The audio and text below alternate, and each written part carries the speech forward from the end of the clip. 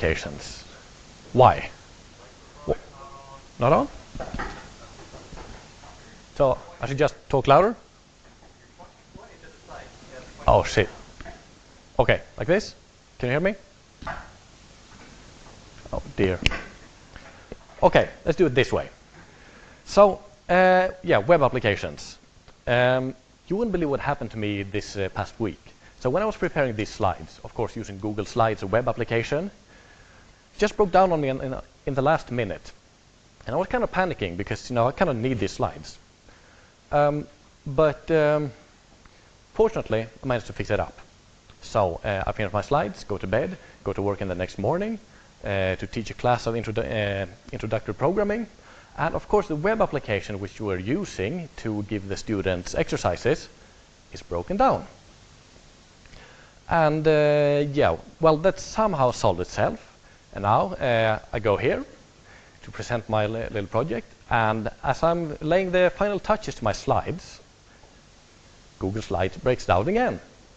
So what I'm getting at here is that web applications can be a bit annoying to work with. And that's not a strange thing, because, I mean, web applications are at the core. I mean, it's a distributed kind of application. And any distributed application is going to be kind of icky to work with, right? But web applications have problems of their own. I mean, for one, they have all of these pieces that you can't really trust. Piece of the code, I mean, the application can't trust itself, can't trust all the nodes. Some nodes can't even trust part of themselves.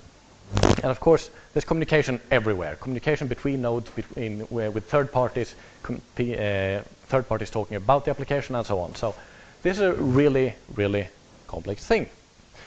Now, how do people usually handle this sort of complexity? Well, the current practice seems to be to do something called microservices. So we just split the application in a single client and a bunch of servers, and they're just like separate applications that just happen to talk to each other using some sort of more or less ad hoc communication strategy. Now, this has a few niceties to it, but of course there are a whole bunch of gremlins in there. So for one, you have to come up with and maintain all these communication strategies. You have to write the code for that. You don't really have any type safety, because even if you write your application in type-safe language, the different parts, the type safety all ends at the network barrier. So even if your parts are type correct, the whole probably won't be. Now, of course, when you have to split your application in two, you're going to have a harder time reusing code, because, I mean, well, you wrote this part for the server part. Well, what if you want to use something like it in the client? That's going to be annoying. And of course, this forces you into early design decisions, because once you say that, okay, this is going to run on the client, have fun moving that to some other part. Now, a few years back, me and my supervisor, we had a look at this, and we took a shot at solving some of these problems. And it was kind of nice. We came up with a programming model in which you write your whole application as a single Haskell program. You have that type checked, and then you have some magic in the background that splits the application for you. Unfortunately, everything is not just unicorns and rainbows with this, because it kind of suffers from an unfortunate aversion to reality. So this is the world according to our old solution, Haystack. So we have a single client talking to a single server, and that's it. And that's not very realistic, is it? Now, a typical web application is something more like this. Or rather, as the few of you who are working right now on laptops can probably verify for me, something like this. So as you see, there's a whole bunch of communication going on all around. You have all sorts of different nodes with all sorts of different purposes, and probably they really should be written using different programming models. Now, you of course have the client, the user visiting your web application. You have a database server, probably more of them. Then you might have some sort of doing some sort of computation. You have, of course, social media integration. You have analytics. You have ad service, and you have a whole bunch of things going on here. Now, what we're doing in this work is that we're essentially taking our old solution and we're bringing it up to speed with reality. So what we're doing is that we've adapted Haste app so that you can write web applications using any number of servers and also using any number of programming models. Because the idea here is that probably you don't want to write your database queries using the same programming model as, let's say, heavy calculations or user interfaces. And since in this picture you can see there are quite a few nodes that may not be all that trustworthy, you might not want to allow unrestricted communication all over the place. So that's another thing that we've had to add to make this really work nicely, so that the programmer can specify that, okay, I'm not talking to you, but I really want to talk to you. So let's dive into this and give you a bit of an intuition of how this works.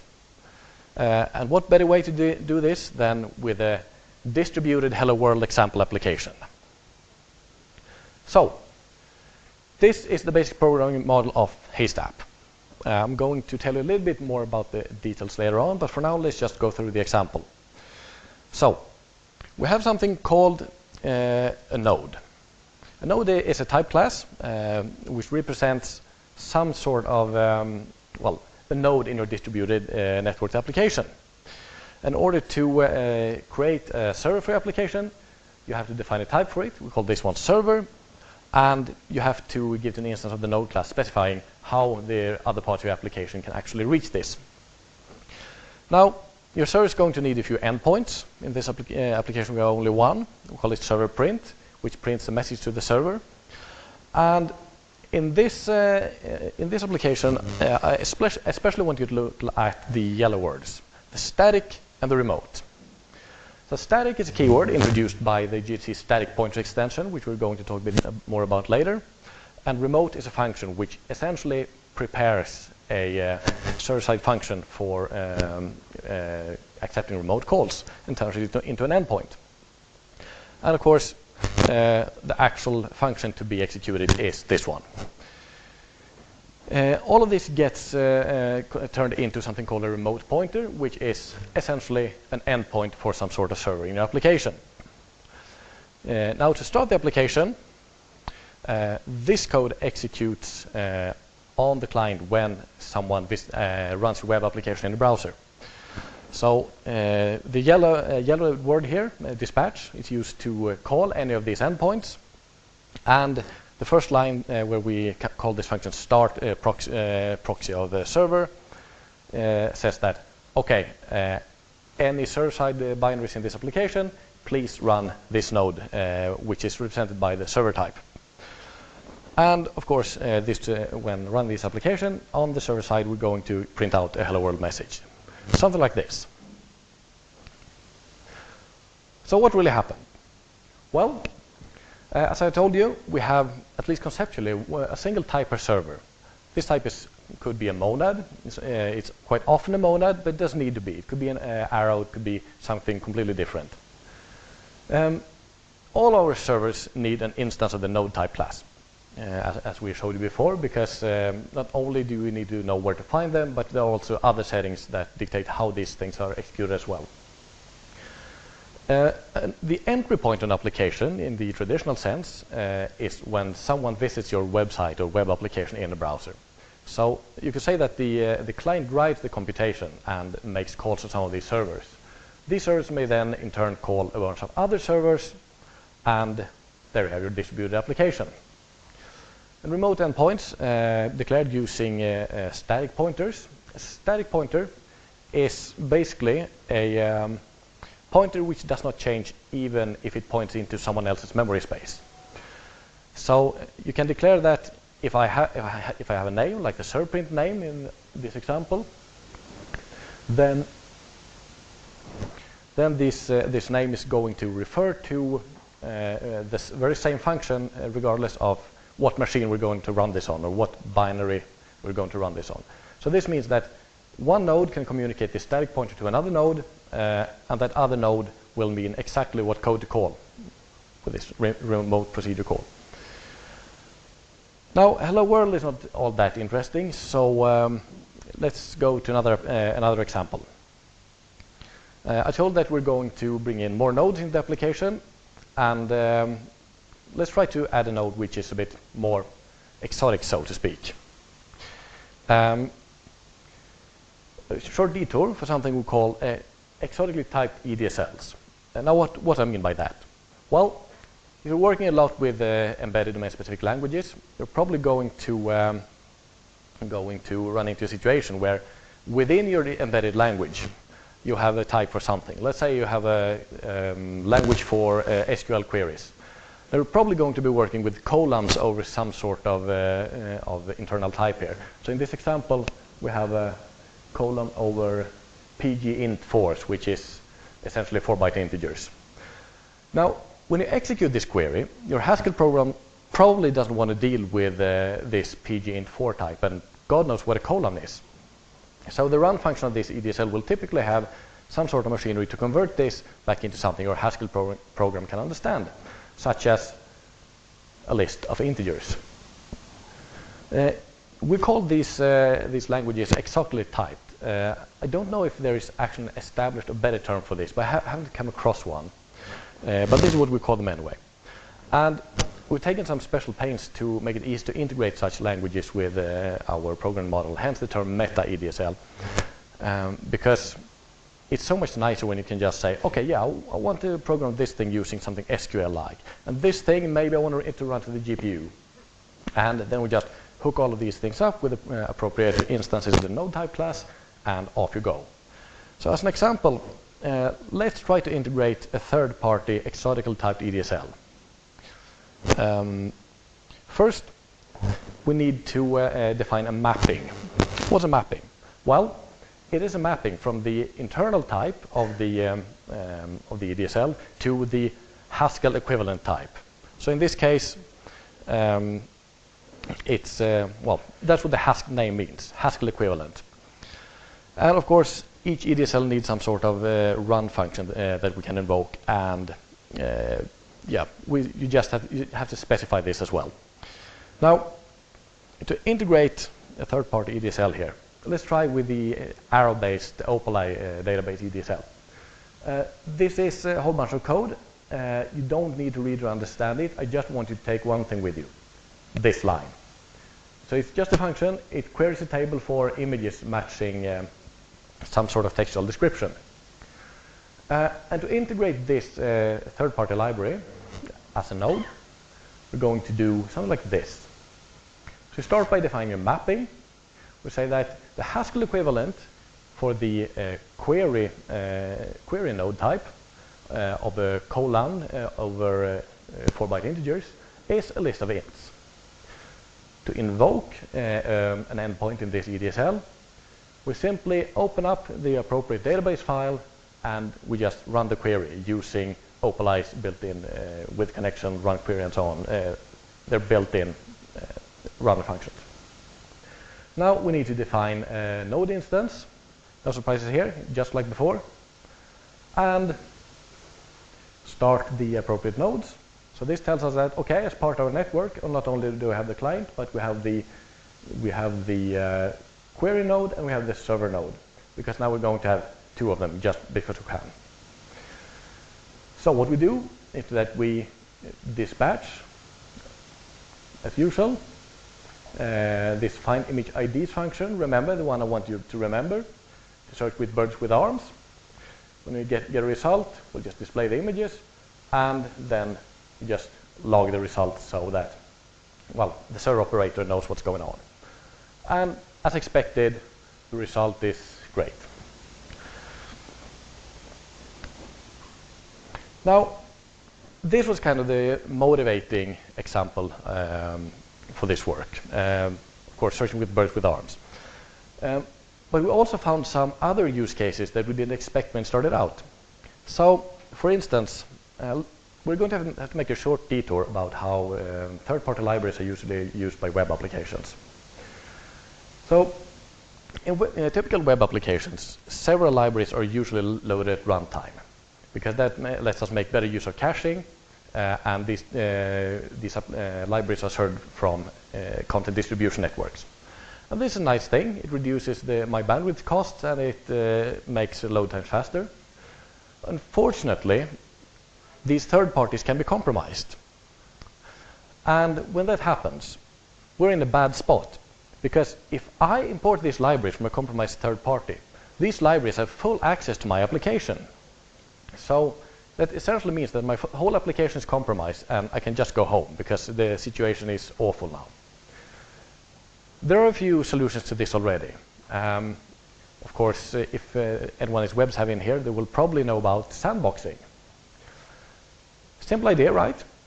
We take these libraries that we load from a third party, but we don't quite trust them, so we stuff them in a sandbox where they can't do too much damage, and then we talk to them in some sort of controlled way.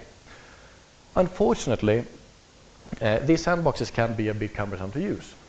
You have to talk to them using message passing, and many third-party libraries in the web world don't really play nicely with this.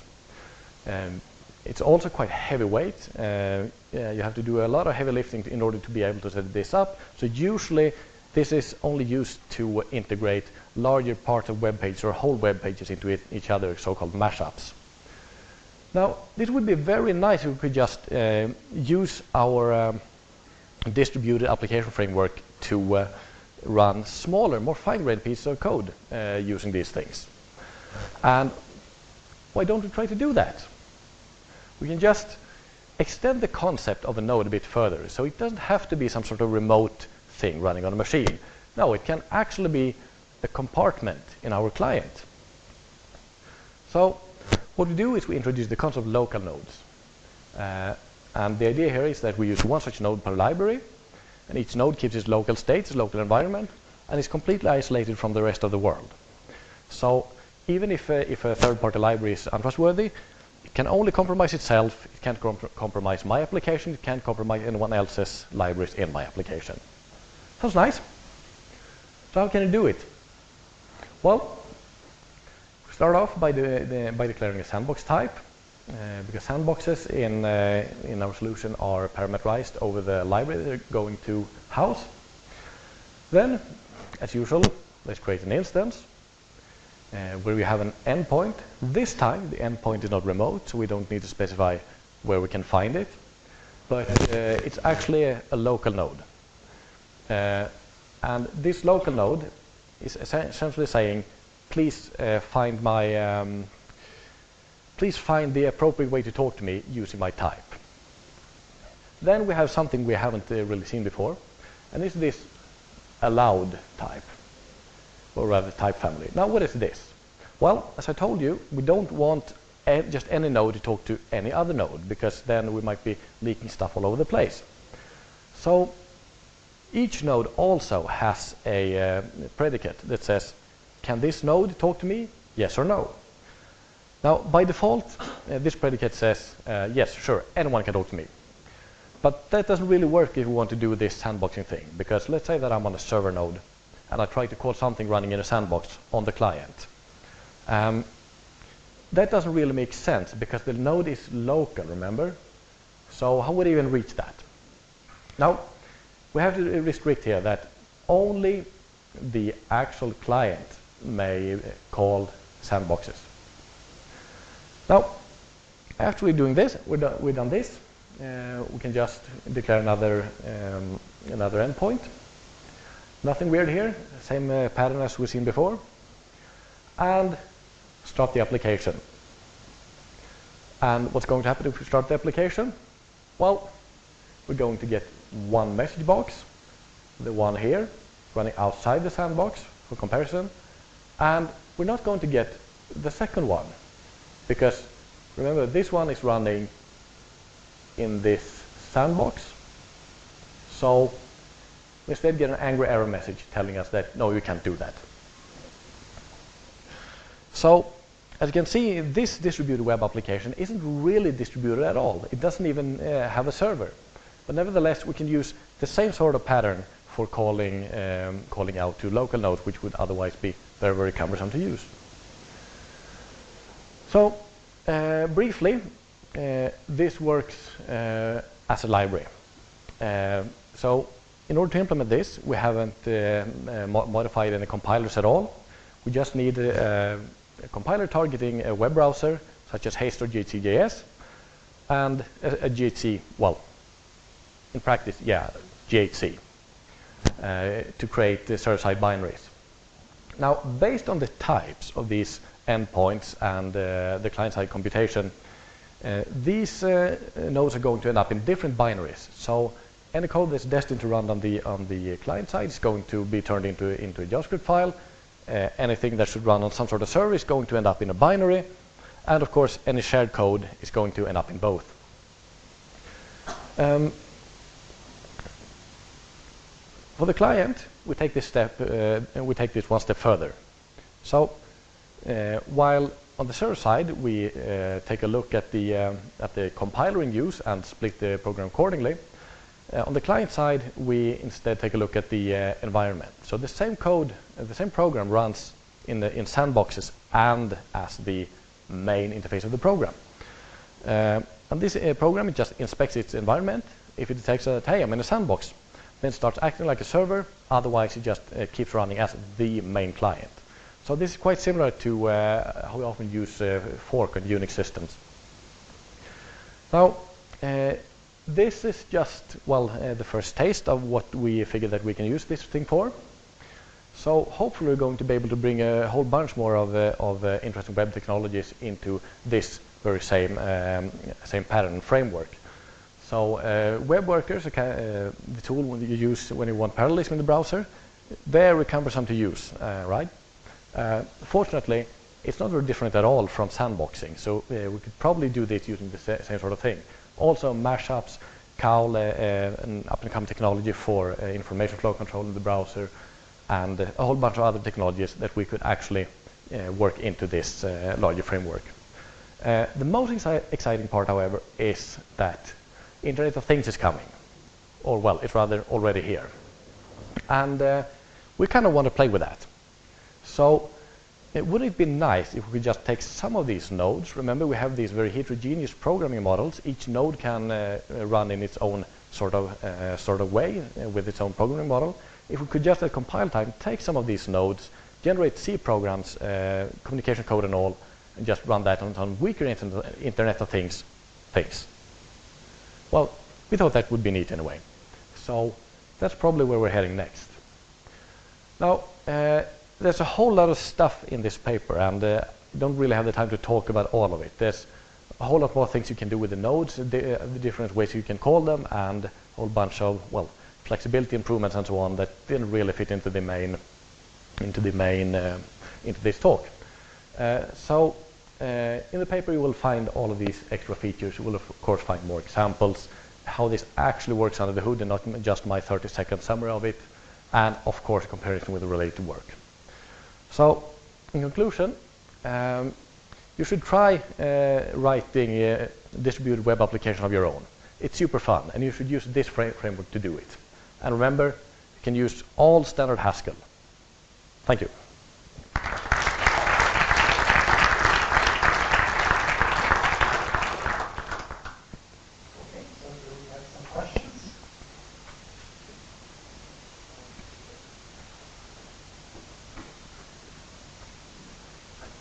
Hi, thank you. I just wanted to ask, the fact that you rely on static pointer for communication, does that imply that all of the nodes have to be compiled at once? Yes and no. Mostly yes. However, under some restrictions, it's perfectly possible to compile parts of the program separately and also deploy them separately. And you may want to check the paper for what those circumstances are. So with Cloud Haskell, you've got kind of the static keywords and things, and the distributed system. When you connect, it seems to know where everything is and is able to go from there. With a web app, though, I didn't notice any kind of load balancer or things of that nature. Is that required for this setup, or how does it work that way? Sorry, any kind of? Load balancer. Since you've got the distributed system, I need to connect to one. My browser needs to know where to go. Right. So how does that happen? Right. So you could either just use some sort of, some sort of underlying middleware sort of load balancer, or you could read the paper because load balancing is actually an example in there. So if I understand correctly, you have a client box and server box and multiple box in the same program. Can you talk a little bit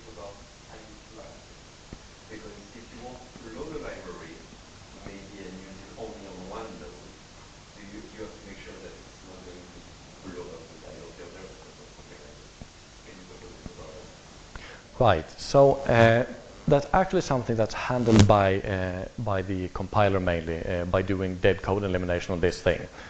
So the library doesn't really do much at all of that, except for essentially giving you some primitives where you can mark stuff like this is not going to be used on the client, so don't under any circumstances try to build this for the client. But those aspects are a bit immature as yet, so they're not in the paper. But yeah, we thought about that, and it kind of works, kind of.